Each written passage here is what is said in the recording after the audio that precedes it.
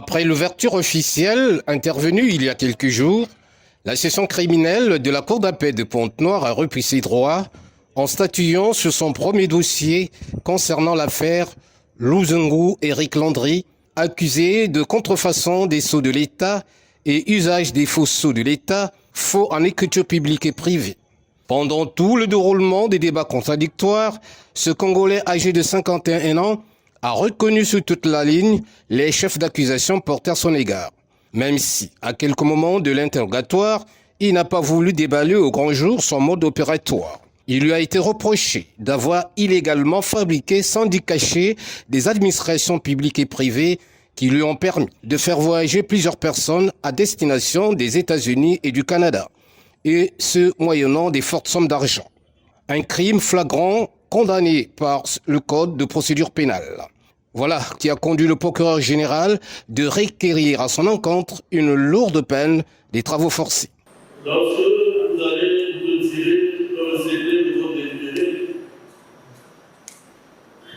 vous aurez à répondre aux questions en fonction des développements que je viens de vous faire. Pour dire que Louzengou Éric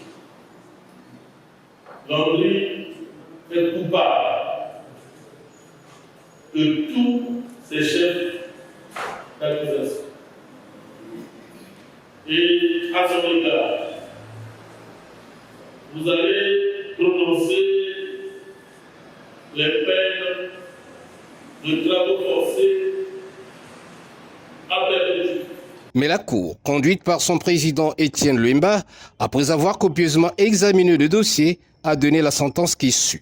Par ces motifs, statuant publiquement contradictoirement en matière correctionnelle en matière criminelle, en premier et dernier ressort, sur l'action publique, déclare l'accusé Louzengou Éric Landry coupable des crimes qui lui sont reprochés, en répression, lui faisant application de la loi, le condamne à 10 ans de travaux forcés. Ce garde-sceau ambulant écope donc de 10 ans de travaux forcés avec possibilité d'interjeter appel. Une décision bien accueillie par la partie de la défense. Par rapport à la pénalité décrite par le parquet, je suis qu'on est satisfait. Ils ont cette valeur. Ça les gens au fond, vous devez être satisfait. Il faut se relaxer, parce que les gars il y a des circonstances, on a vu la peine. Bon, c'est fait, c'est fait. Vous devez être satisfait.